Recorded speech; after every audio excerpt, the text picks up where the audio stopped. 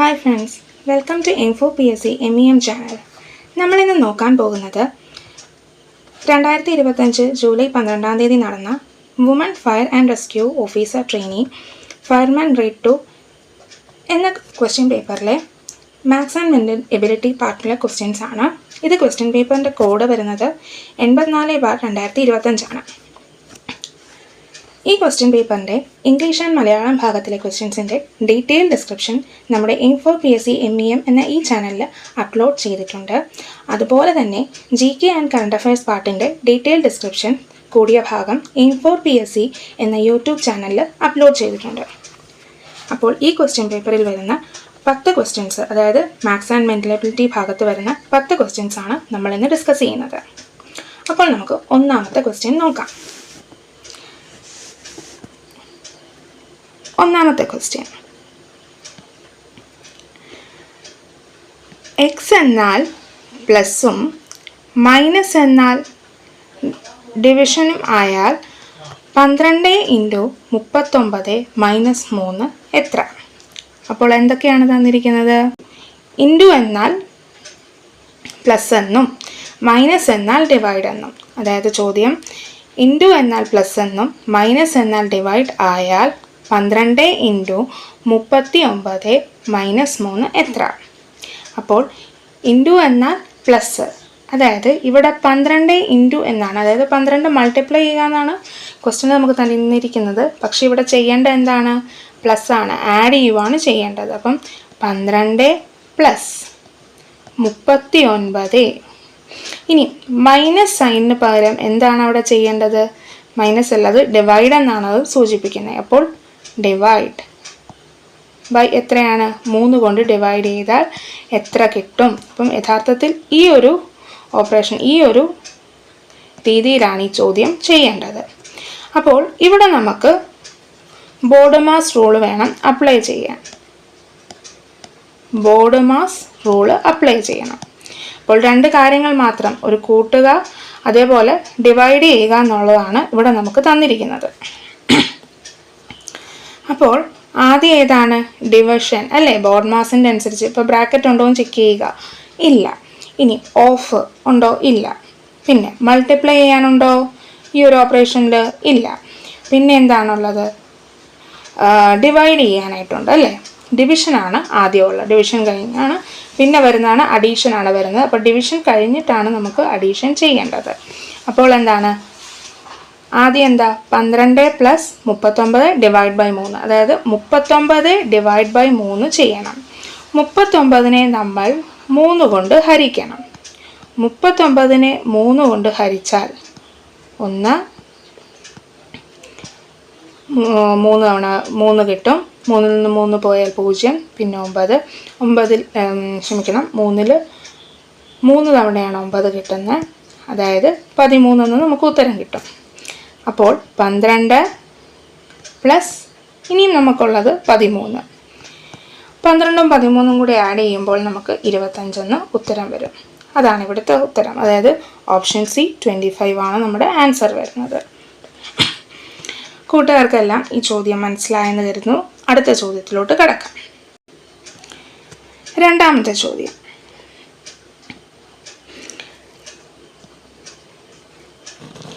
(16⁻² × 3⁻²) the whole raised to 4 divided by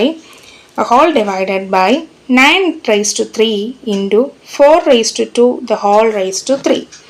അതായത് എന്താണ് നമുക്ക് തന്നിരിക്കുന്ന ക്വസ്റ്റ്യൻ? ഇതൊരു എക്സ്പോണൻസ് പാർട്ടിൽ നിന്നും വന്നിരിക്കുന്ന ഒരു ചോദ്യമാണ്.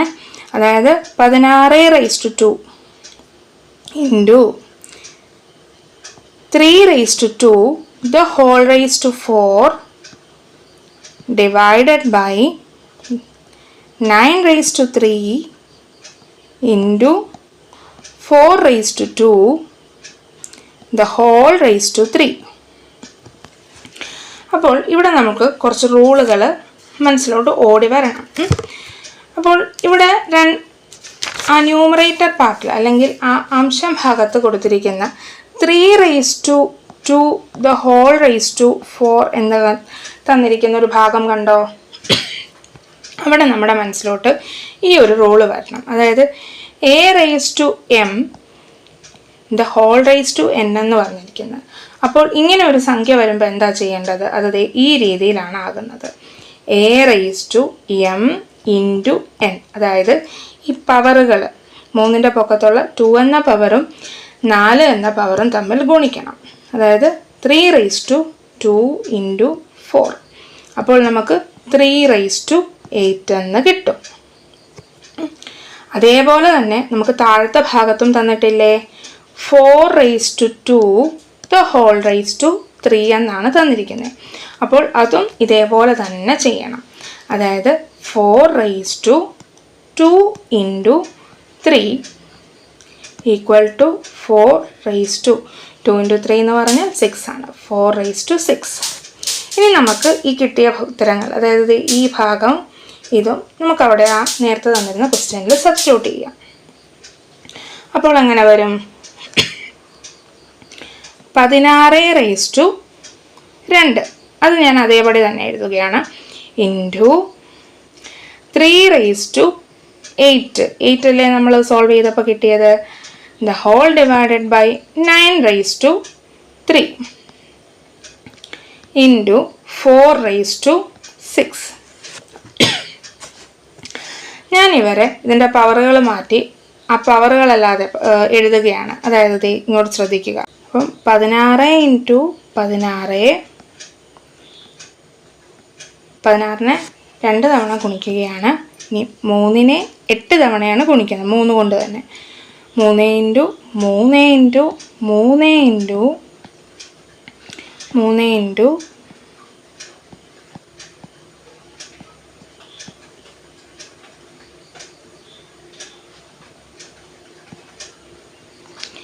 ദ ഹോൾ ഡിവൈഡഡ് ബൈ 9നെ എത്ര തവണയാണ് ഗുണിച്ചിരിക്കുന്നത്? 3 തവണ. 9 ഇൻറ്റു 9 ഇൻറ്റു 9 ഇൻറ്റു 4നെ 6 തവണ. 4 into 4 into 4 into 4 into 4 into 4. അപ്പോൾ ശ്രദ്ധിക്കുക, നമ്മൾ അത്രയും തന്നെ ഉണ്ടോ എന്ന് ശ്രദ്ധിക്കണം. ഇപ്പം 4നെ ഞാൻ 6 തവണ എഴുതിയിട്ടുണ്ടോ എന്നും 1 2 3 4 5. അതേപോലെ 3നെ 8 തവണ എഴുതിയിട്ടുണ്ടോ എന്നും നമ്മൾ ശ്രദ്ധിക്കണം. ഇനിയും ഇതിനകത്ത് സിംപ്ലിഫൈ ചെയ്യാം. അതായത് ഇതൊക്കെ തമ്മിൽ നമുക്കറിയാം വെട്ടിപ്പോകുമല്ലോ. അതായത് ഈ ഒരു 4നെയും ഈ ഒരു 16നെയും കൂടി ഞാൻ വെട്ടുമ്പോൾ മുകളിൽ 4 വരും. ഈ താഴത്തെ ഒരു 4ഉം ഈ ഒരു 4ഉം കൂടി കട്ടായി പോകും. അടുത്തത് തൊട്ടിപ്പുറത്ത് 4നെ 4 കൊണ്ട് ഗുണിക്കുമ്പോഴാണല്ലോ നമുക്ക് 16 കിട്ടുന്നത്. അതുകൊണ്ടാണ് ഞാനിവിടെ വെട്ടുന്നത്. അപ്പം ഇവിടെ നമുക്ക് 4 കിട്ടും. 16നെ ഈ 4 കൊണ്ട് ഞാൻ ഹരിക്കുമ്പോൾ നമുക്ക് 4 കിട്ടുന്നതാണ്. ആ 4നെ ഞാൻ താഴെ ഒരു 4ഉമായിട്ട് വെട്ടുന്നു. ഇനിയിപ്പോൾ താഴെ 2 4ഉം 9 3 തവണയുണ്ട്. അതേപ്പം 3നെ 3 കൊണ്ട് ഗുണിക്കുമ്പോഴാണ് നമുക്ക് 9 കിട്ടുന്നത്. അപ്പോൾ ഈ ഒരു 3ഉം ഈ ഒരു 9ഉം പോകും. ഇവിടെ ഒരു 3 മിച്ചം വരും. അടുത്ത 3ഉം ഈ 3ഉം കൂടി പോകും. ഇനി വേറൊരു 3ഉം ഇവിടെയുള്ളൊരു 9ഉം കൂടി എടുക്കും. ഇവിടെ 3 മിച്ചമായിട്ട് വരുന്നുണ്ട്. അതേപോലെ ഈ 3ഉം ക്യാൻസലായി പോകും. ഈ 3ഉം ഈ 9നെ വെട്ടിച്ചുരുക്കി 3 ആക്കുന്നു. അടുത്ത 3ഉം ഇവിടെ ഇങ്ങനെ ക്യാൻസലാകും. ഇനി ഇവിടെ മിച്ചമുള്ള സംഖ്യകളെ ഞാൻ എടുത്തെഴുതുകയാണ്. ഇനി ആരൊക്കെയാണ് മിച്ചമുള്ളത്? നമുക്കിനി ഇവിടെ മിച്ചമുള്ളത് 3 ഇൻറ്റു 3 ബൈ 4 ഇൻറ്റു 4. അപ്പോൾ 3 ഇൻറ്റു 3 ചെയ്യുമ്പോൾ എത്ര കിട്ടും? 9 ബൈ 4 ഇൻറ്റു 4 16. ഇതാണ് നമ്മുടെ ഉത്തരം വരുന്നത്.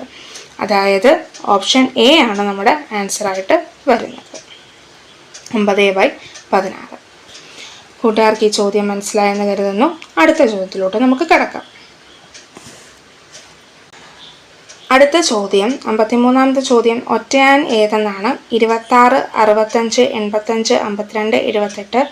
ഈ ചോദ്യം ഡിലീറ്റഡ് ആണ്. കാരണം ഒരുപക്ഷെ നമുക്ക് തന്നിരിക്കുന്ന ഓപ്ഷനിൽ നിന്നും ഒന്നിലേറെ ഉത്തരങ്ങൾ വരാം, ഇല്ലെങ്കിൽ ആ ഉത്തരം ഇല്ലായിരിക്കാം. അതുകൊണ്ടാണ് അവർ ഡിലീറ്റ് ചെയ്തിരിക്കുന്നത്. അപ്പം ഈ ചോദ്യം ഡിലീറ്റഡ് ആണ്. ഇനി നമുക്ക് അടുത്ത ചോദ്യത്തിലോട്ട് കിടക്കാം. 54-ാമത്തെ ചോദ്യം. 5x plus 15 is to 8x plus 16 equals 2:3 ആയാൽ എക്സിൻ്റെ വില എന്ത്? അപ്പോൾ ഈ തന്നിരിക്കുന്ന ചോദ്യം റേഷ്യോ ആൻഡ് പ്രപ്പോർഷൻ ഭാഗത്തു നിന്നാണ് ചോദിച്ചിരിക്കുന്നത്. എന്താണ് ഇവിടെ നമുക്ക് നൽകിയിരിക്കുന്നത്? 5x plus 15 is to 8x plus 16 എന്നാൽ 2:3 എന്നാണ്. അതായത് റേഷ്യോസ് നമ്മൾ പഠിച്ചിട്ടുണ്ട് അല്ലേ? ഇന്ന ഈസ് ടു ഇന്ന, അതായത് വെട്ടിച്ചുരുക്കി ഏറ്റവും ചെറിയ ഫോമിൽ നമ്മളാക്കുന്ന ഒരു രീതിയാണ് റേഷ്യോ എന്ന് പറയുന്നത്. അതായത് A:B എന്നൊക്കെ നമ്മൾ പറഞ്ഞെഴുതും. അപ്പം അല്ലെങ്കിൽ C:D ഈക്വൽ ആണെന്ന് പറഞ്ഞ് നമ്മൾ പണ്ടൊക്കെ പഠിച്ചിട്ടുണ്ട് ഇങ്ങനെയൊക്കെ ഉള്ള ഫോമുകൾ. അപ്പം നമുക്ക് ഈ ഫോംസിനെ ഇങ്ങനെ വേറൊരു രീതിയിലും എഴുതാം. A/B = C/D എന്നൊക്കെ പറഞ്ഞ് നമ്മൾ പഠിച്ചിട്ടുണ്ട്. അപ്പോൾ ഇങ്ങനെ രീതിയിൽ ഞാൻ ഈ ഇക്വേഷനെ എഴുതുകയാണ്. അതായത് തന്നിരുന്ന ഇക്വേഷൻ ആയിരുന്നു 5x plus 15 by 8x plus 16 equal to, ഇപ്പം A/B = C/D എന്ന ഫോമിലാക്കി ഞാൻ എഴുതുക. ഇനിയിപ്പോൾ ഏതാ നമുക്ക് തന്നിരിക്കുന്ന റേഷ്യോ 2:3 അല്ലേ? അതിനെ 2/3 എന്ന് നൽകി. ഇനി ഇവിടെ നിന്ന് നമ്മൾ എക്സ് കണ്ടുപിടിക്കണം, എക്സിൻ്റെ വാല്യൂ കണ്ടുപിടിക്കണം. അപ്പോൾ എന്താ ചെയ്യേണ്ടത്? ക്രോസ് മൾട്ടിപ്ലൈ ചെയ്യുക. എങ്കിൽ നമുക്ക് എക്സിൻ്റെ വാല്യൂ കണ്ടുപിടിക്കാവുന്നത്. അതായത് 3 ഉപയോഗിച്ച് ഈ മേളിലെ ഇക്വേഷനെ നമ്മൾ സോൾവ് ചെയ്യണം. അത് ഇൻറ്റു ചെയ്യുക, മൾട്ടിപ്ലൈ ചെയ്യുക, അതേപോലെ തന്നെ ഗുണിക്കുകയാണ് ചെയ്യുന്നത്. ഇവിടെ 2 ഉപയോഗിച്ച് ഈ ഇക്വേഷനെ ഞാൻ മേളിലോട്ട് ക്രോസ് മൾട്ടിപ്ലൈ ചെയ്യുക. അതായത് 2 ഉപയോഗിച്ച് ഈ ഇക്വേഷനിൽ ഓരോ ടേമിനെ ഞാൻ ഗുണിക്കുവാണ്. അത് ഞാൻ ചെയ്ത് കാണിക്കാം. ഈ 3യെ ഞാൻ മേളിലോട്ട് കൊണ്ടുപോകും. അപ്പോൾ 3 × 5x plus 15 ഈക്വൽസ് ഈ ഒരു ടേം 8x plus 16 ഇവിടെ മേളിലോട്ട് വരുമ്പം 2 × 8x plus 16. ഇനി 5x എന്ന് പറഞ്ഞാൽ 5 × x, എക്സിൻ്റെ വാല്യൂ ആണല്ലോ നമ്മൾ കണ്ടുപിടിക്കേണ്ടത്. അതുകൊണ്ട് ഇവർ ഒരുമിച്ച് തന്നെ നിൽക്കട്ടെ. അടുത്ത സ്റ്റെപ്പിൽ ഞാൻ ഈ 3 ഉപയോഗിച്ച് ഇതിൽ ഈ ഒരു ബ്രാക്കറ്റിനകത്തെ ഓരോ ടേമിനെയും ഞാൻ ഇൻറ്റു ചെയ്യും. അപ്പം ഓരോ ടേമിനെയും ഇൻറ്റു ചെയ്യാൻ പോവുകയാണ്. പിന്നെ കൂട്ടുകാരുടെ ബോഡ് മാസിൻ്റെ കാര്യം, ബ്രാക്കറ്റിനകത്ത് കിടക്കുന്നത് ബോഡ് മാസിൽ ബ്രാക്കറ്റിനകത്ത് ആദ്യം ചെയ്യണം എന്നുള്ളത് ചിന്തിക്കേണ്ട. കാരണം ഇവിടെ എക്സ് എന്ന് പറയുന്ന ആ ഒരു ടേമിൻ്റെ അല്ലെങ്കിൽ ഈ ഒരു വേരിയബിളിൻ്റെ വാല്യൂ കണ്ടുപിടിക്കേണ്ടതല്ലേ. അതുകൊണ്ട് നമ്മൾ ഇതിനെ കണ്ടുപിടിക്കണമെങ്കിൽ നമ്മളിതിനെ ഇൻറ്റു ചെയ്താലേ പറ്റത്തുള്ളൂ, അല്ലെങ്കിൽ ഗുണിച്ചാലേ പറ്റത്തുള്ളൂ. അപ്പോൾ ഈ 3നെ ഞാൻ 5x ചെയ്യുമ്പം 3 × 5 ചെയ്താൽ എത്രയാണ്? 15. അപ്പോൾ ഇവിടെ 15x എന്ന് വരും. പ്ലസ് 3 × 15, 3നെ 15 വെച്ച് ഗുണിക്കുകയാണെങ്കിൽ നമുക്ക് 45 എന്നാണ് ലഭിക്കുക. ഈക്വൽ ടു ഈ ഒരു ഭാഗം ലെഫ്റ്റ് ഹാൻഡ് സൈഡ് എന്ന് പറയുന്ന LHS. ഇപ്പോൾ നമ്മൾ സോൾവ് ചെയ്ത് ഒരു രീതി എത്തി. ഇനി അടുത്ത റൈറ്റ് ഹാൻഡ് സൈഡ് RHS എന്ത് ചെയ്യേണ്ടത്? ഈ 2 വെച്ച് 8xനെയും അതേപോലെ 16നെയും ഗുണിക്കുക. അപ്പോൾ 2 × 8x എന്ന് ചെയ്യുമ്പോൾ നമുക്ക് 16x എന്നാണ് കിട്ടുക. 2 × 8 എന്ന് പറയുമ്പോൾ 16, 16ൻ്റെ കൂട്ടത്തിൽ x പ്ലസ് 2 × 16. അപ്പോൾ നമുക്ക് 2നെ 16 വെച്ച് ഗുണിക്കുകയാണെങ്കിൽ നമുക്ക് 32 എന്ന് ലഭിക്കുന്നത്. ഇനി നമ്മൾ ടേമുകളെ ഒരുമിച്ചാക്കണം. അതായത് ഇവിടുന്ന് എക്സ് പോർഷന് ഇവിടെ ഒരു എക്സ് ഉണ്ട്, ഇവിടെ 16x, ഇവിടെ 15x. ഇവർ രണ്ടും ഈക്വൽ ടു സൈൻ്റെ അപ്പുറവും ഇപ്പുറവുമാണ് കിടക്കുന്നത്. അപ്പോൾ ഇവരെ ഒരുമിച്ച് വന്നാലല്ലേ ഉള്ളൂ കൂട്ടുകയോ കുറയ്ക്കുകയോ ഒക്കെ ചെയ്യാൻ പറ്റുള്ളൂ. അതിനെ ഞാൻ ഈ ഒരു 15xനെ ഇങ്ങോട്ട് കൊണ്ടുപോകും. ഇനി ഇവിടുന്ന് ഞാൻ ഇവിടെ 45ഉം ഇവിടെ 32ഉം ആണല്ലോ, ഈ 32നെ ഞാൻ ഇങ്ങോട്ട് കൊണ്ടുപോകും. അപ്പോൾ ഒരു ടേം അതിൻ്റെ LHSൽ നിന്നും ഈക്വൽ ടു കഴിഞ്ഞ് RHSലോട്ട് പോകുമ്പോൾ, ഈക്വൽ ടുവിന് ശേഷം അപ്പുറത്തോട്ട് പോകുമ്പോൾ സൈനിൽ വ്യത്യാസം വരും. ഇവിടെ ഈ 15 എന്ന് നിൽക്കുന്നത് സത്യമായി പറഞ്ഞാൽ +15 എന്ന ഫോമിലാണ്. അപ്പോൾ ഈ ഒരു 15 ഇങ്ങോട്ട് മാറുമ്പോൾ -15 മാറും. അത് ഞാൻ കാണിച്ചു തരാം. ഈക്വൽ ടു സൈൻ ഇട്ടിട്ട് 15 ഇപ്പുറത്ത്, ഇവിടെ ഒരു 16x ഓൾറെഡി ഉണ്ട്, അതിനൊന്നും മാറ്റമില്ല. വന്ന ആൾ, പുതിയതായിട്ട് ഇങ്ങോട്ട് വന്ന ആൾ ഇപ്പുറത്തുനിന്ന് സൈഡിൽ നിന്ന് ഇപ്പുറത്തോട്ട് വന്നപ്പോൾ അയാൾക്ക് -15x എന്നാണ്. ഇനി ഇവിടുന്ന് 32നെ ഇപ്പുറത്തോട്ട് കൊണ്ടുപോകണല്ലോ, അവിടെയും മാറ്റം വരും. ഈ ഒരു RHS LHS ഉണ്ടായിരുന്ന 45നെ അങ്ങനെ തന്നെ എഴുതാം, 45. 32 ഇവിടെ ഈക്വൽ ടു സൈൻ അപ്പുറം +32 ആയിരുന്നല്ലോ, ഈക്വൽ ടു സൈൻ ഇപ്പുറത്തോട്ട് വന്നപ്പോൾ എന്തായി? അത് -32 എന്നായി. ഇനി 45-ൽ നിന്നും 32 കുറയ്ക്കുമ്പോൾ എത്രയാണ്? 13 എന്നാണ് കിട്ടുക. ഇനി 16xൽ നിന്നും 15x, അതായത് 16ൽ നിന്നും 15 കുറച്ചാൽ 1x ഉണ്ട് ഇവിടെ. 1x = 13. ഈ 1 × x എന്ന് പറഞ്ഞാൽ x തന്നെയാണ്. നമ്മൾ പഠിച്ചിട്ടുള്ള 1 ഏത് നമ്പറുമായിട്ട് ഗുണിച്ചാലും ആ നമ്പർ തന്നെയാണ്. അതായത് ഇവിടെ 1x എന്ന് പറയുമ്പോൾ 1 × x എന്നാണ് കേട്ടോ. 1x എന്ന് പറയുകയാണെങ്കിൽ 1 × x, അപ്പോൾ എന്ത് തന്നെയാണ്? നമുക്ക് x തന്നെയാണ് ലഭിക്കുന്നത്. അപ്പോൾ എക്സിൻ്റെ വാല്യൂ എന്താണ്? നമ്മളോട് എക്സിൻ്റെ വിലയല്ലേ കണ്ടുപിടിക്കാൻ പറഞ്ഞത്? 13. അപ്പോൾ ഈ ചോദ്യത്തിൻ്റെ ഉത്തരം, 54ാമത്തെ ചോദ്യത്തിൻ്റെ ഉത്തരം വരുന്നത് ഓപ്ഷൻ ബി 13. കൂട്ടുകാർക്ക് ഈ ചോദ്യം മനസ്സിലായെന്ന് കരുതുന്നു. അപ്പോൾ നമ്മൾ ഈ ചെയ്യുന്ന ക്വസ്റ്റ്യൻ പേപ്പറിൻ്റെ കോഡ് 84/2025 എന്നാണ്. എല്ലാ ദിവസവും വൈകിട്ട് നമ്മുടെ ടെലിഗ്രാം ചാനലിൽ aim4psc എന്ന് പറയുന്ന ടെലിഗ്രാം ചാനലിൽ PYQ ഡിസ്കഷൻ നടക്കുന്നുണ്ട്. അപ്പം ഒന്നിത്രാടം എന്ന് വെച്ചാൽ ഓരോ ദിവസം PYQ ഡിസ്കഷൻ അല്ലെങ്കിൽ SCRT ക്ലാസ്സുകൾ എടുക്കുന്നതായിരിക്കും. ആ ഡിസ്കസ് ചെയ്യുന്ന പോർഷൻ നമ്മൾ യൂട്യൂബിലും അപ്ലോഡ് ചെയ്യുന്നതാണ്. അപ്പോൾ നിങ്ങൾക്ക് ക്വസ്റ്റ്യൻ പേപ്പറിൻ്റെ ലിങ്ക്, പിന്നെ അതേപോലെ തന്നെ OMRൻ്റെ ലിങ്കും അവൈലബിൾ ആണ്. അപ്പം നമുക്ക് ഈ aim4psc എന്ന് പറയുന്ന നമ്മുടെ ടെലിഗ്രാം ചാനലിൽ നിന്നും ക്വസ്റ്റ്യൻ പേപ്പറും അതേപോലെ തന്നെ OMRൻ്റെ PDF-ഉം ഡൗൺലോഡ് ചെയ്ത് കൂട്ടുകാർക്ക് ഇത് ചെയ്ത് നോക്കാവുന്നതാണ്. നിങ്ങൾക്ക് ഡൗട്ടുകളൊക്കെ വരുമ്പോൾ നമുക്ക് നമ്മുടെ യൂട്യൂബ് ചാനലിലെ ക്ലാസ്സുകൾ കേൾക്കാവുന്നതാണ്. അതിൽ നിന്നും നോട്ട്സ് പ്രിപ്പയർ ചെയ്യാവുന്നതുമാണ്. അപ്പോൾ നമുക്കിനിയും അടുത്ത ചോദ്യത്തിലോട്ട് കിടക്കാം. 55ാമത്തെ ചോദ്യം. x - 1/x = 2 ആയാൽ x² + 1/x = എത്രയാണ്? ആയാൽ x² + 1/x² = എത്ര? അപ്പോൾ x - 1/x = 2. x - 1/x = 2 ആണെങ്കിൽ x² + 1/x² = എത്ര? സ്വാഭാവികമായിട്ടും നമുക്കിങ്ങനെ ഒരു ക്വസ്റ്റ്യൻ കാണുമ്പോൾ എന്ത് ചെയ്യണം എന്നറിയാൻ മേലാതെ ഇരിക്കും. ഒട്ടും പേടിക്കേണ്ട, ഇതൊരു സിമ്പിളായിട്ടുള്ള ക്വസ്റ്റ്യൻ ആണ്. അധികം ഇതിനെ സ്ക്വയർ വെച്ച് ഇൻറ്റു ചെയ്യണോ അങ്ങനെയുള്ളതൊന്നും. എന്ത് ചെയ്യണം? ഈ എക്സ് എങ്ങനെ x² ആയിട്ട് മാറും? ഇവിടെ ഒരു പ്ലസ്, ഇവിടെ മൈനസ് ആണ്, ഇവിടെ പ്ലസ് എങ്ങനെ വരും? താഴെ എക്സ്, അത് പിന്നെ x² ആവും. അപ്പോൾ എന്താണ് വാല്യൂ വരുന്നത്?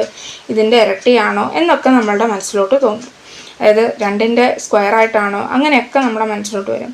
ഇതൊന്നും പേടിക്കണ്ട. നമ്മൾ ആദ്യത്തെ ഈ ഇക്വേഷനെ ഞാൻ അങ്ങ് എടുക്കുകയാണ്. ഈ ഇക്വേഷനെ ഞാൻ ഒന്നുകൂടി ചെയ്യും. x - 1/x = 2. ഈ ഇക്വേഷനെ ഞാൻ സ്ക്വയർ ചെയ്യാൻ പോവാണ്. അതായത് സ്ക്വയറിങ്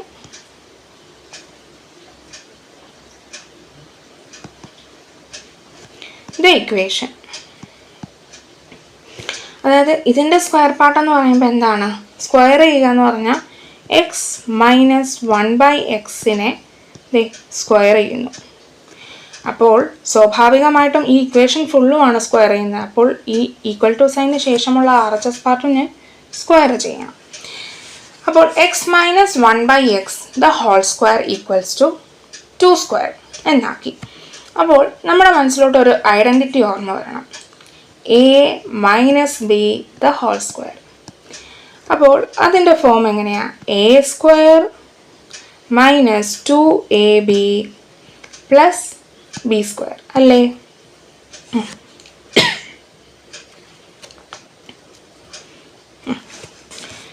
ഈ രീതിയിലായിരിക്കും ഈ ഒരു പോർഷൻ, അതായത് നമ്മുടെ LHS എക്സ്പാൻഡ് ചെയ്യേണ്ടത്. അപ്പോൾ a minus B the whole square is equal to a square minus 2ab plus B square. ഈ ഒരു ഐഡൻറ്റിറ്റി കൂട്ടുകാർ എപ്പോഴും ഓർത്ത് വെക്കേണ്ടതാണ്, ഒരിക്കലും മറക്കാൻ പാടില്ലാത്തതാണ്. നമുക്ക് പല പല എക്സാംസിനും അല്ലെങ്കിൽ പല പല ക്വസ്റ്റ്യൻ വരുമ്പോഴും ചെയ്യേണ്ടതൊക്കെയാണ്. അപ്പോൾ ഞാൻ ഈ താഴെ തന്നിരിക്കുന്ന ഈ ബോക്സിനകത്താക്കിയിരിക്കുന്ന ഇതേ ഫോമിൽ നമുക്ക് ഈ മേളിലെ ഇക്വേഷനെ ഞാൻ ആക്കിത്തരാം. അതായത് എയുടെ സ്ഥാനത്ത് നമ്മൾ എക്സ് കൊടുക്കുന്നു, ബിയുടെ സ്ഥാനത്ത് ഞാൻ 1/xനെ സബ്സ്റ്റിറ്റ്യൂട്ട് ചെയ്യുക കേട്ടോ, എന്നിട്ടാണ് ചെയ്യുന്നത്. അപ്പോൾ എങ്ങനെയാണ് x minus 1/x whole square, അതായത് a minus B the whole square formula. അപ്പോൾ ആദ്യത്തെ ടേം ഇവിടെ എന്താ, a സ്ക്വയർ, അതായത് എയുടെ സ്ഥാനത്ത് ആരാന്നാണ് ഞാൻ പറഞ്ഞത്, എക്സ് അല്ലേ, അപ്പോൾ അത് എത്രയാകും, എക്സ് സ്ക്വയർ മൈനസ് ഇവിടെ ഒരു 2 ഉണ്ട്, 2 അതേപടി തന്നെ ഞാൻ ഇവിടെയും കൊടുക്കണം. 2ab എന്ന് പറഞ്ഞാൽ 2 ഇൻറ്റു എ ബി കേട്ടോ. 2ab എന്ന് പറയുമ്പോൾ 2 ഇൻറ്റു എ ഇൻറ്റു ബി എന്നാണ് വരുന്നത്.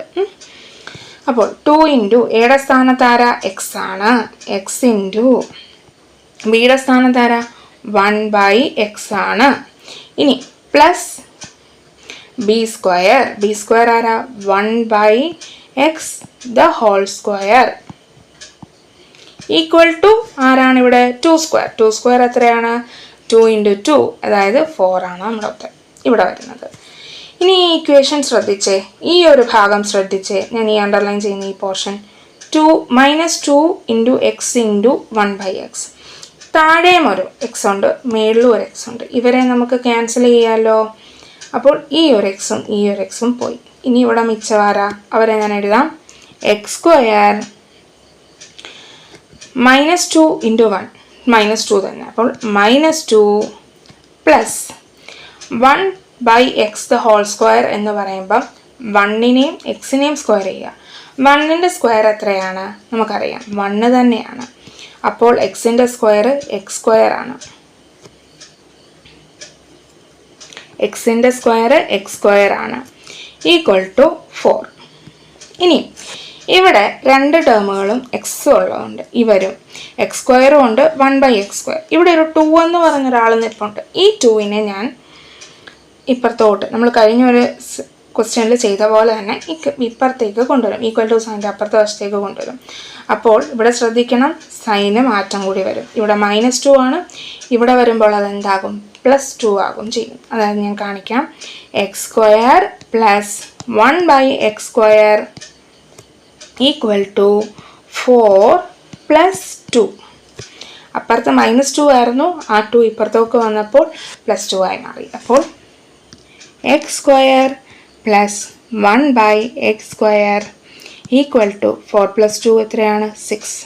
നമ്മൾ ഉത്തരത്തിൽ എത്തിയിരിക്കുന്നത്. നമ്മളോട് എന്തായിരുന്നു ചോദിച്ചത്, എക്സ് സ്ക്വയർ പ്ലസ് 1/x²ൻ്റെ വാല്യൂ എത്രയാണെന്നല്ലേ, x square plus 1/x² value കണ്ടുപിടിക്കാനാണ് നമ്മളോട് പറഞ്ഞത്. ഇതാ കണ്ടുപിടിച്ചു, x square plus 1/x² equal to 6. അതായത് ഓപ്ഷൻ സി ആണ് നമ്മുടെ ഉത്തരമായിട്ട് വരുന്നത്. അപ്പോൾ കൂട്ടുകാർക്ക് എല്ലാവർക്കും ഈ ചോദ്യം മനസ്സിലായെന്ന് കരുതുന്നു. നമുക്ക് അടുത്ത ചോദ്യത്തിലോട്ട് കിടക്കാം. 56ാമത്തെ ചോദ്യം, 8:2 512 എത്രയെന്നാണ് ചോദിച്ചിരിക്കുന്നത്. അതായത് 8:2. അങ്ങനെയാണെങ്കിൽ ഇഫ് സോ 512 എത്രയെന്നാണ് ചോദ്യം. ഇവർ തമ്മിൽ എന്തെങ്കിലും റിലേഷൻ ഉണ്ടോ എന്ന് തന്നിരിക്കണം. അപ്പം തന്നിരിക്കുന്ന സംഖ്യകൾ, അതായത് ഈ ഒരു സംഖ്യയും ഈ ഒരു സംഖ്യയും തമ്മിൽ എന്തെങ്കിലും റിലേഷനും ഉണ്ടെങ്കിൽ അതേ രീതി തന്നെയായിരിക്കും ഇവിടെ നമുക്ക് കണ്ടെത്താനുള്ള സംഖ്യയും വരിക. 8ഉമായിട്ട് 512 അതേ രീതിയിലെ ബന്ധം തന്നെയായിരിക്കും 2ഉമായിട്ട് ഈ ഒരു കണ്ടുപിടിക്കാൻ പറഞ്ഞിരിക്കുന്ന സംഖ്യയും തമ്മിലുള്ള ബന്ധം. അപ്പോൾ നോക്കുക, ഇതിനു മുമ്പുമുള്ള ക്ലാസ്സുകളിൽ ഞാൻ പറഞ്ഞിരുന്നു, ഒരു PSC ഉദ്യോഗാർത്ഥി സ്ക്വയറുകൾ ഒരു 25 വരെയെങ്കിലും പഠിക്കണം. അതേപോലെ തന്നെ നമ്മൾ ക്യൂബുകളും ഓൾമോസ്റ്റ് ഒരു 10 വരെയെങ്കിലുമുള്ള ക്യൂബുകൾ നമ്മൾ പഠിക്കേണ്ടതാണ്. അപ്പോൾ 8 ക്യൂബ് എന്ന് പറഞ്ഞാൽ 8 ഇൻറ്റു 8 ഇൻറ്റു 8. 8 ഇൻറ്റു 8 64. 64 ഇൻറ്റു 8 ചെയ്യുമ്പോൾ നമുക്ക് 512 ലഭിക്കും. അപ്പോൾ എന്താണ് ഈ തന്നിരിക്കുന്ന സംഖ്യയുടെ, അതായത് 8ൻ്റെ ക്യൂബാണ് 512 എന്ന് പറയുന്നത്. അപ്പോൾ നമുക്ക് അടുത്ത കണ്ടുപിടിക്കാനുള്ള സംഖ്യ എന്താണെന്ന് മനസ്സിലായി അല്ലേ? 2ൻ്റെ ക്യൂബായിരിക്കും. 2ൻ്റെ ക്യൂബ് എന്ന് പറഞ്ഞാൽ 2 into 2 into 2 equal to 2 into 2 4, 4 into 2 8. അപ്പോൾ ഇവിടുത്തെ ഉത്തരം വരുന്നത് ഓപ്ഷൻ ബി 8 ആണ്. അതായത് 8ൻ്റെ ക്യൂബാണ് 512 എന്ന് പറയുന്നത്. അപ്പോൾ 2ൻ്റെ ക്യൂബായ 8 ഇവിടെ ഉത്തരമായിട്ട് വരുന്നത്. കൂട്ടുകാർക്ക് ഈ ചോദ്യം മനസ്സിലായെന്ന് കരുതുന്നു. നമുക്ക് അടുത്ത ചോദ്യത്തിലോട്ട് കിടക്കാം. 57ാമത്തെ ചോദ്യം. ഒരു ഗോളത്തിൻ്റെ ഉപരിതല വിസ്തീർണം 120 ചതുരശ്ര സെൻറ്റിമീറ്ററാണ്. അതിനെ 2 അർദ്ധഗോളങ്ങളാക്കി മാറ്റിയാൽ ഒരു അർദ്ധഗോളത്തിൻ്റെ ഉപരിതല വിസ്തീർണം എത്ര? അപ്പോൾ ഒരു ഗോളം, ഒരു സ്പിയർ എന്ന് തന്നിട്ടുണ്ട്. അതിൻ്റെ ഉപരിതല വിസ്തീർണം, അതായത് ടോട്ടൽ സർഫസ് ഏരിയ എന്ന് പറയാം, അല്ലെങ്കിൽ സർഫസ് ഏരിയ എന്ന് പറയാം. അത് നമുക്ക് ക്വസ്റ്റ്യനിൽ 120 സെൻറ്റിമീറ്റർ ചതുരശ്ര സെൻറ്റിമീറ്റർ, അതായത് 120 സെൻറ്റിമീറ്റർ സ്ക്വയർ എന്ന് തന്നിട്ടുണ്ട്. ഈ ഒരു ഗോളത്തിനെ പിന്നീട് എന്താക്കി? 2 അർദ്ധഗോളങ്ങളാക്കി. അതായത് ഇങ്ങനെ ഇരിക്കുന്നത് ഒരു തണ്ണിമത്തൻ എടുത്തിട്ട് 2 തണ്ണിമത്തനാക്കി മാറ്റത്തില്ലേ, മുറിക്കത്തില്ലേ, പപ്പാതി മുറിക്കത്തില്ലേ എന്ന രീതി മുറിച്ചു. അല്ലെങ്കിൽ ഒരു തേങ്ങ എടുത്ത് പൊട്ടിച്ച് കഴിയുമ്പം 2 ചിരട്ടകളൊക്കെ ആയിട്ട് കിട്ടത്തില്ല എന്ന രീതി. പക്ഷേ ഇത് നമുക്ക് തണ്ണിമത്തം വെക്കുന്നതായിരിക്കും ഏറ്റവും കറക്റ്റ്. അതെന്ന് വെച്ചാൽ പപ്പാതി ആയിട്ട് മുറിക്കുമ്പോൾ അതൊരു താഴെ ബേസും കൂടി വരുന്നുണ്ട്. അപ്പോൾ ഒരു സ്ഫിയർ അല്ലെങ്കിൽ ഗോളത്തിൻ്റെ ഇംഗ്ലീഷ് പദമാണ് സ്ഫിയർ. ഒരു സ്ഫിയറിനെ ഞാൻ 2ആയിട്ട് മുറിച്ച് 2 അർദ്ധഗോളങ്ങൾ, അതായത് ഹെമി സ്ഫിയർ ആക്കി മാറ്റി. എങ്കിൽ അതിലൊരെണ്ണത്തിൻ്റെ കണ്ടുപിടിക്കാൻ പറഞ്ഞിരിക്കുന്ന ഉപരിതല വിസ്തീർണം എത്രയെന്നാണ് കണ്ടുപിടിക്കേണ്ടത്. അപ്പോൾ ഗോളത്തിൻ്റെ ഉപരിതല വിസ്തീർണം തന്നിട്ടുണ്ട്, ഹെമിസ്ഫിയറിൻ്റെ അതായത് അർദ്ധഗോളത്തിൻ്റെ കണ്ടുപിടിക്കണം. അപ്പോൾ ഇങ്ങനൊരു ക്വസ്റ്റ്യൻ വരുമ്പോൾ നമുക്ക് ഈ ഗോളത്തിൻ്റെ ആണെങ്കിലും അർദ്ധഗോളത്തിൻ്റെ ആണെങ്കിലും ഉപരിതല വിസ്തീർണത്തിൻ്റെ ഇക്വേഷൻ അറിയണം. അപ്പോൾ സ്ഫിയർ അഥവാ ഗോളത്തിൻ്റെ സ്ഫിയറിൻ്റെ ഉപരിതല വിസ്തീർണത്തിൻ്റെ ഇക്വേഷനാണ് 4πr². ഇനി അർദ്ധഗോളം അഥവാ ഹെമിസ്ഫിയറിൻ്റെ ഉപരിതല വിസ്തീർണം, അതായത് ഉപരിതല വിസ്തീർണം ടോട്ടൽ സർഫസ് ഏരിയ, അതിൻ്റെ ഇക്വേഷൻ 3πr² എന്നാണ്. അപ്പോൾ ടോട്ടൽ സർഫസ് ഏരിയ അല്ലെങ്കിൽ ഉപരിതല വിസ്തീർണത്തിൻ്റെ ഇക്വേഷനാണ് ഇവ തന്നിരിക്കുന്നത്. ഉപരിതല വിസ്തീർണം.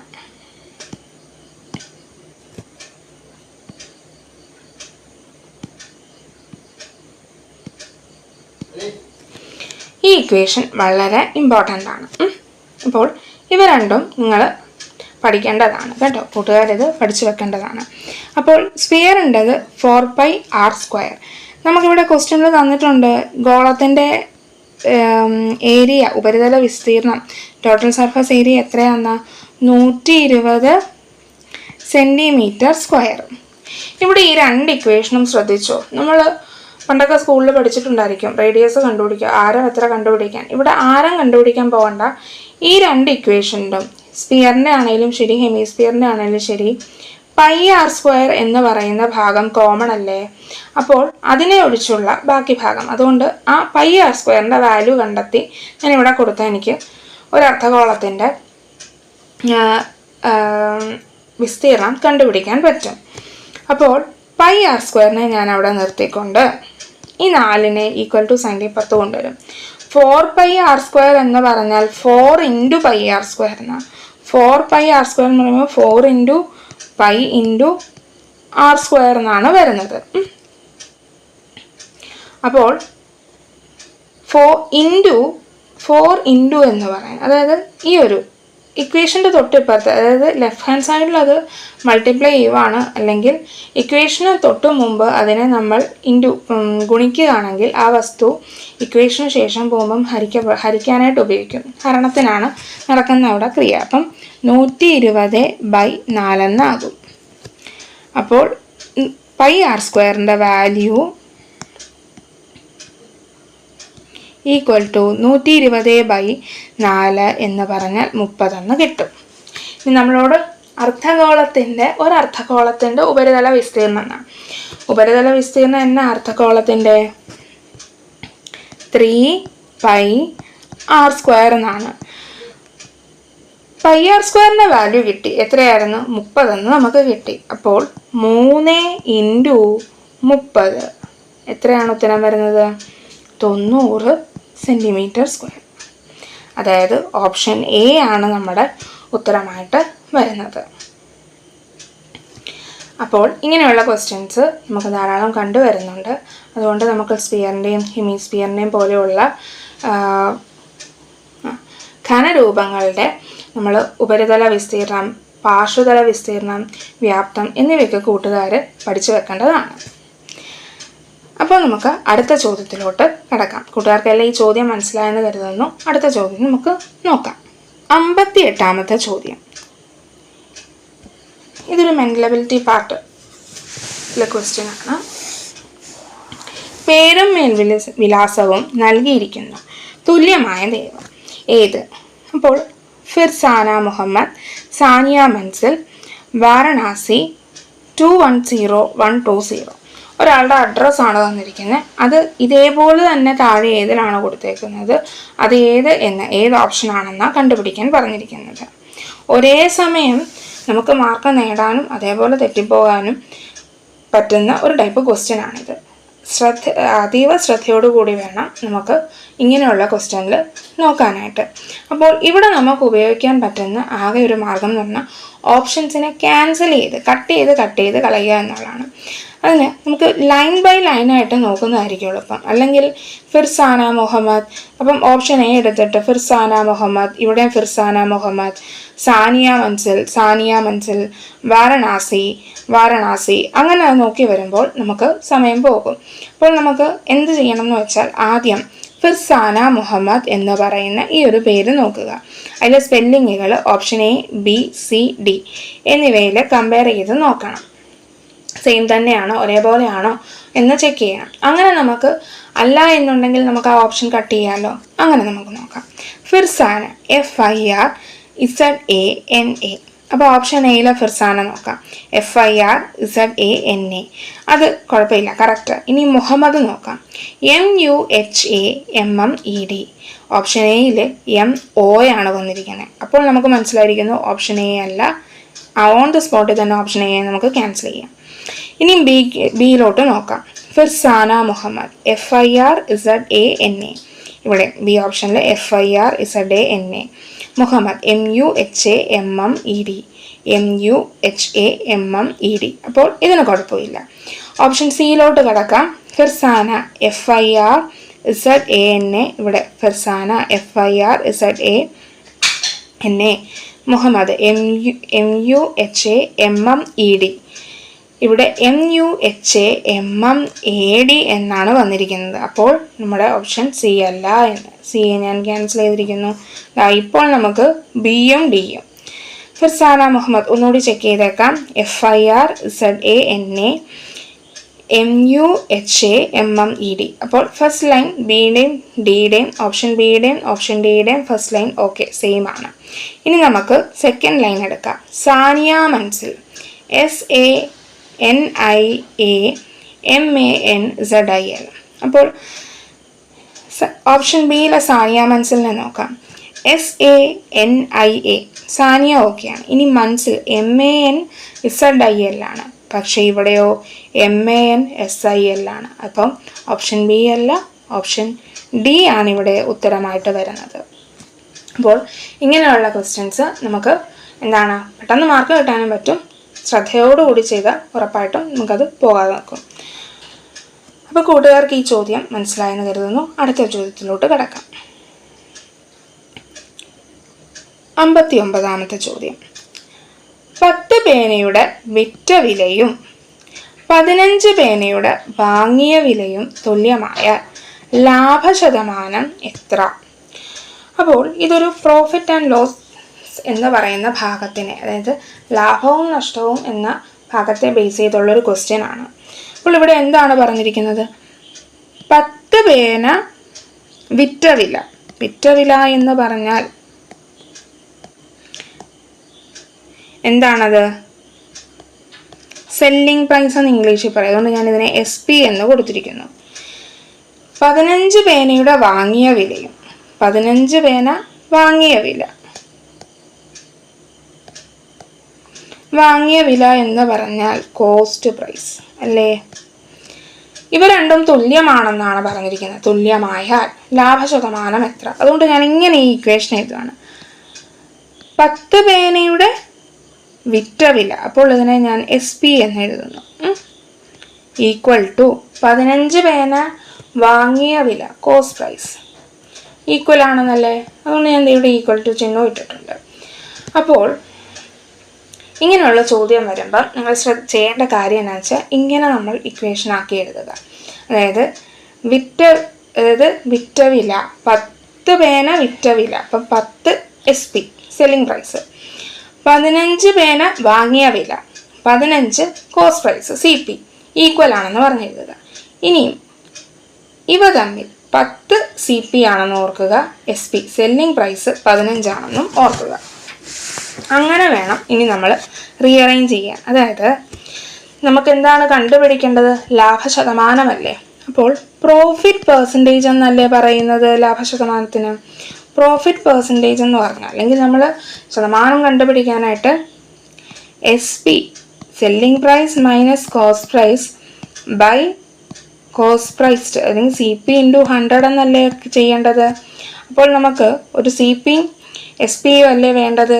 ഇവിടെ നമുക്ക് ഞാൻ വരച്ച പോലെ കോസ്റ്റ് പ്രൈസിനെ 10 ആയിട്ട്, അതായത് ഈ ടേം അല്ല ഈക്വൽ ടു സൈൻ്റെ ആദ്യവും ഈ ടേം അല്ല ഈക്വൽ ടു സൈൻ്റെ അവസാനവും, ഇവ തമ്മിൽ ഒന്നാക്കണം. CPയുടെ സ്ഥാനത്ത് ഞാൻ 10 കൊടുക്കുകയും അതേപോലെ SP-യുടെ സ്ഥാനത്ത് എത്രയാണ്? 15 നൽകണം. ഇനി ഈ പറഞ്ഞ ഇക്വേഷൻ്റെ, ഈ ബോക്സ് ചെയ്ത ഇക്വേഷൻ്റെ നമുക്ക് ഈ വാല്യൂസിനെ സബ്സ്റ്റിറ്റ്യൂട്ട് ചെയ്യാം. അപ്പോൾ നമുക്ക് പെർസെൻറ്റേജ് കണ്ടുപിടിക്കാൻ വേണ്ടിയിട്ട് SP എത്രയാണ്? 15 മൈനസ് CP എത്രയാണ്? 10/10 ഇൻറ്റു 100. ഇതാണ് നമ്മൾ പ്രോഫിറ്റ് പെർസെൻറ്റേജ് കാണാനുള്ള ഇക്വേഷൻ. 15-ൽ നിന്നും 10 കുറയ്ക്കുകയാണെങ്കിൽ നമുക്ക് 5 ആയിരിക്കും കിട്ടുന്നത്. താഴത്തെ 10 അതേപടി തന്നെയുണ്ട്, ഇൻറ്റു 100. അപ്പോൾ ഈ 10-ലെ ഈ 0-വും 100-ലെ ഈ 0-വും തമ്മിൽ വെട്ടിപ്പോകുന്നു. അപ്പോൾ മിച്ചം എന്താണ്? 5 × 10 എന്നാകും. 5-നെ 10 കൊണ്ട് ഗുണിക്കുകയാണെങ്കിൽ 50. അങ്ങനെ ഓപ്ഷൻ D 50 നമ്മുടെ ഉത്തരമായിട്ട് കിട്ടുന്നത്. അപ്പോൾ ഇങ്ങനെയുള്ള ചോദ്യങ്ങളിൽ ഞാൻ പറഞ്ഞ പോലെ തന്നെ വിറ്റ വില, വാങ്ങിയ വില എന്നുള്ളത് ഒരുമിച്ച് എഴുതിയിട്ട് അതിന് നമ്മൾ CP, അതായത് വിറ്റ വില എന്നുള്ളതും വാങ്ങിയ വിലയും അതിൽ നിന്നും ആ ഇക്വേഷനിൽ നിന്നും നമുക്ക് കിട്ടുന്നതായിരിക്കും. അത് നമുക്ക് കണ്ടുപിടിക്കാനാണ് ലാഭശതമാനമാണോ ശതമാനമാണോ ആ ഇക്വേഷനിൽ സബ്സ്റ്റിറ്റ്യൂട്ട് ചെയ്ത് നമുക്ക് കണ്ടുപിടിക്കാവുന്നതാണ്. അപ്പോൾ കൂട്ടുകാർക്ക് ഈ ചോദ്യം മനസ്സിലായെന്ന് കരുതുന്നു. നമുക്ക് അടുത്ത ചോദ്യത്തിലോട്ട് കിടക്കാം.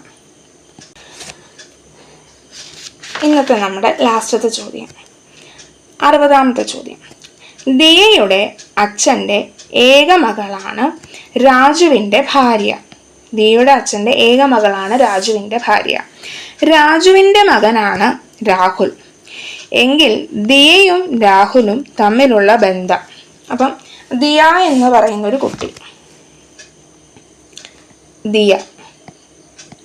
ദിയയുടെ അച്ഛൻ്റെ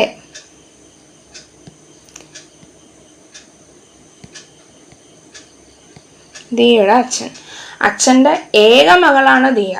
അപ്പം ഏക മകളാണ് ദിയയുടെ അച്ഛൻ്റെ ഏക മകളാണ് രാജുവിൻ്റെ ഭാര്യ. അപ്പം രാജു എന്ന് പറയുന്ന ഒരാളുണ്ട്. അയാളുടെ ഭാര്യ എന്ന് പറയുന്നത് ദിയയുടെ അച്ഛൻ്റെ ഏക മകളാണെന്നാണ് പറഞ്ഞേക്കുന്നത്. അപ്പം ദിയ എന്ന് പറയുന്നൊരു പെൺകുട്ടിയാണ്. അതിൻ്റെ അച്ഛൻ്റെ ഏക മകൾ ആരായിരിക്കും? ദിയ തന്നെയായിരിക്കും. അപ്പോൾ ദിയയുടെ ഹസ്ബൻഡ് ആരാ, അല്ലെങ്കിൽ രാജുവിൻ്റെ ഭാര്യ ആരാണ്? ദിയ ആണ്. അപ്പോൾ നമുക്ക് ഒരു കാര്യം പിടികിട്ടി, രാജുവിൻ്റെ ഭാര്യയാണ് ദിയ എന്ന്. രാജുവിൻ്റെ മകനാണ് രാഹുൽ. അപ്പോൾ രാജുവിൻ്റെയും ദിയയുടെയും മകനാണ് രാഹുൽ. അപ്പോൾ ഈ ക്വസ്റ്റ്യൻ ഒന്നുകൂടി ശ്രദ്ധിക്കേണ്ടത്, ദിയയുടെ അച്ഛൻ്റെ ഏക മകളാണ് രാജുവിൻ്റെ ഭാര്യ. ദിയയുടെ അച്ഛൻ എന്ന് പറയുമ്പം ഈ അച്ഛൻ ഒരു മകളെ ഉള്ളെന്ന് പറഞ്ഞിട്ടുണ്ട്. അപ്പോൾ ആരാണ് ആ മകള്? ദിയയാണ് ആ മകൾ. ആ അച്ഛൻ്റെ ഏക മകളുടെ അല്ലെങ്കിൽ ആ അച്ഛൻ്റെ ഏക മകളാണ് രാജു എന്ന് പറയുന്ന ആളുടെ ഭാര്യ. അപ്പോൾ ആ അച്ഛന് ആകെ ഒരു മകളെ ഉള്ളൂ, അവളുടെ പേര് ദിയ എന്നാണ്. അപ്പോൾ രാജുവിൻ്റെ ഭാര്യയുടെ പേരെന്താണ്? അപ്പോൾ ദിയയാണ്. അല്ലെങ്കിൽ ദിയയുടെ ഭർത്താവ് ആരാണ്? രാജു. രാജുവിൻ്റെ മകനാണ് രാഹുൽ എന്ന് നമുക്ക് അടുത്ത് പറഞ്ഞിട്ടുണ്ട്. അതായത് രാജുവിൻ്റെയും ദിയയുടെയും മകനാണ് രാഹുൽ. എങ്കിൽ ദിയയും രാഹുലും തമ്മിലുള്ള ബന്ധം എന്താണ്? ദിയയുടെ ആരാണ് രാഹുൽ?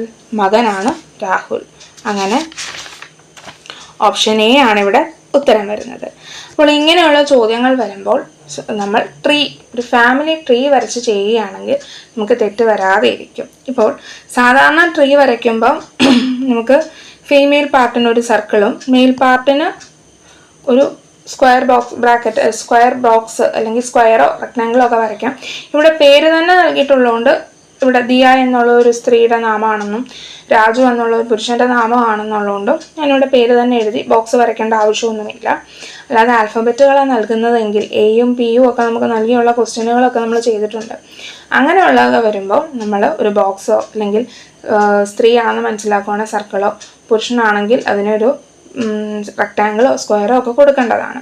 ഇവിടുത്തെ ഇപ്പോൾ ആ ക്വസ്റ്റ്യനിൽ അത്രയ്ക്കും ആവശ്യമില്ല. എന്നാലും ഇവിടെ ശ്രദ്ധിക്കേണ്ടത് ട്രീ വരച്ച് ചെയ്യുകയാണെങ്കിൽ നമുക്ക് തെറ്റാതെ ഇരിക്കുന്നതാണ്. അപ്പോൾ നമ്മളിന്നങ്ങനെ നമ്മുടെ 10 ചോദ്യങ്ങളും കവർ ചെയ്തിട്ടുണ്ട്. കൂട്ടുകാർക്ക് ഈ ചോദ്യങ്ങളെല്ലാം മനസ്സിലായെന്ന് കരുതുന്നു. അപ്പോൾ നേരത്തെ പറഞ്ഞ പോലെ തന്നെ നമ്മുടെ ടെലിഗ്രാം ചാനലിൽ ഈ ക്വസ്റ്റ്യൻ പേപ്പറിൻ്റെ PDF നമുക്ക് ലഭ്യമാണ്. അപ്പോൾ ഡൗൺലോഡ് ചെയ്ത് നിങ്ങൾ ഈ ക്വസ്റ്റ്യൻ പേപ്പർ എല്ലാം ചെയ്ത് നോക്കേണ്ടതാണ്. നിങ്ങൾ ചെയ്ത് നോക്കുന്ന വഴി നമുക്ക് ഉത്തരങ്ങൾ പലതും ഒക്കെ തെറ്റിപ്പോകുന്നതായിരിക്കും. അപ്പം അതിൻ്റെ ക്ലാസ്സുകൾ നമ്മൾ ഡീറ്റെയിൽഡ് ആയിട്ടത് ഡിസ്കസ് ചെയ്ത് നമ്മളുടെ യൂട്യൂബ് ചാനലിൽ GK പാർട്ടും കറണ്ട് അഫയേഴ്സ് പാർട്ടും ഈ ക്വസ്റ്റ്യൻ പേപ്പറിൻ്റെ എയിം4 PSC ചാനലിൽ അപ്ലോഡ് ചെയ്തിട്ടുണ്ട്. അതേപോലെ തന്നെ ഇംഗ്ലീഷും മലയാളവും നമ്മുടെ എയിം4 PSCയുടെ MEM ചാനലിൽ യൂട്യൂബ് ചാനലിൽ അപ്ലോഡ് ചെയ്തിട്ടുണ്ട്. അപ്പോൾ കൂട്ടുകാരെല്ലാവരും ക്ലാസ് കാണുക. അപ്പോൾ നിങ്ങൾക്ക് എല്ലാവർക്കും മനസ്സിലായെന്ന് കരുതുന്നു. Thank you.